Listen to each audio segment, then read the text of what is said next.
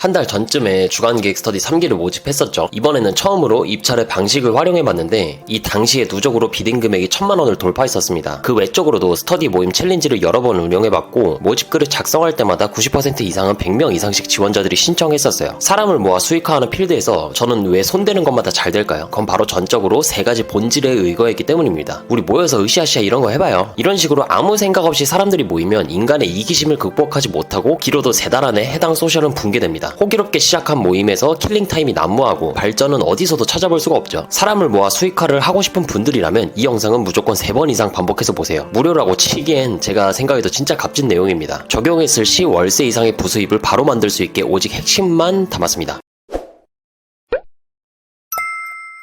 요즘 코로나 거리두기가 완화되면서 각종 스터디 모임 챌린지 등등이 온라인상에서 활성화를 이루고 있는 상황이죠. 반면에 오픈되고 1회차가 진행된 뒤 바로 사라지는 경우도 자주 봤을 거예요. 사람들은 왜 시간과 돈을 쓰면서까지 모일까요? 그 핵심은 좋은 사람을 얻기 위함입니다. 저도 다양한 모임을 참석해보고 주최해보니 지식은 휘발되고 결국 남는 건 사람뿐이었어요. 사람이 전부다라고 말할 정도로 관계라는 건 이 시대에서 금융권의 신용 등급만큼이나 중요합니다. 우리는 사회적인 동물로서 타인과 소통하고 교류하게끔 설계되어 있어요. 그러니 아래 한 문장만 기억하시면 됩니다. 모임은 좋은 사람을 모으고 이들이 이탈하지 않게 하는 게 핵심이다. 그러면 2회차, 3회차 쭉쭉 영속적으로 수익화가 가능한 탄탄한 모임이 구축돼요. 반면에 이 핵심을 거스르는 모임은 높은 참가비를 요구할수도 퀄리티 있는 후기가 나올 수도 없습니다. 자, 그럼 이 핵심을 챙길 수 있는 3가지 방법론에 대해서 알아봅시다.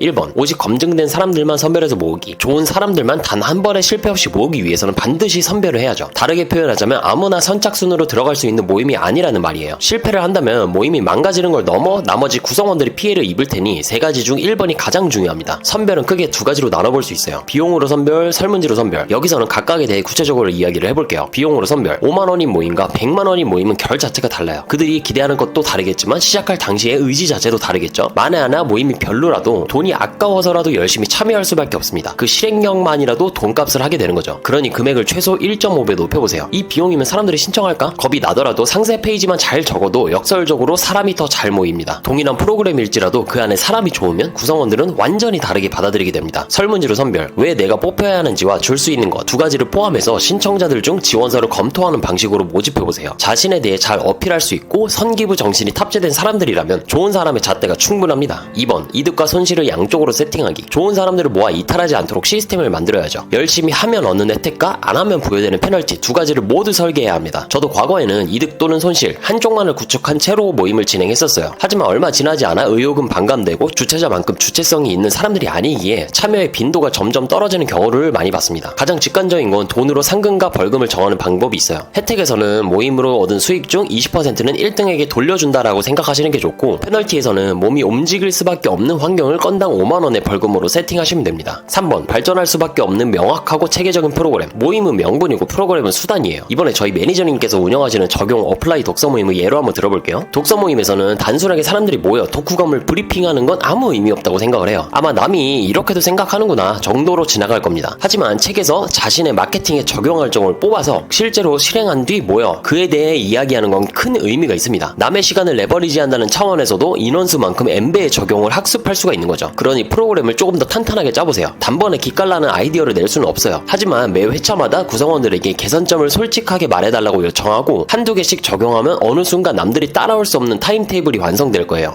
이제 막 돈 버는 필드에 입장을 했거나 사업 초보자들이라면 모임으로 수익화를 해보는 걸 강력하게 추천드립니다. 공간을 임대하고 모객을 하고 프로그램을 기획하고 등등 하나의 모임을 성공적으로 운영하기 위해서는 N가지 필수 요소들이 있어요. 이를 하나씩 경험해보는 게 곧 하나의 지식 창업이겠죠? 사업을 거창하게 볼 게 아니라 작게 시작해서 돈을 벌어보는 경험을 먼저 해보세요. 이번 글에 3가지만 포함하면 사람과 돈 둘 다 얻어갈 수 있습니다. 이상으로 이번 영상 마무리하겠습니다. 구독, 좋아요, 알림 설정은 돈 버는 콘텐츠를 만드는데 진짜 큰 힘이 됩니다. 감사합니다.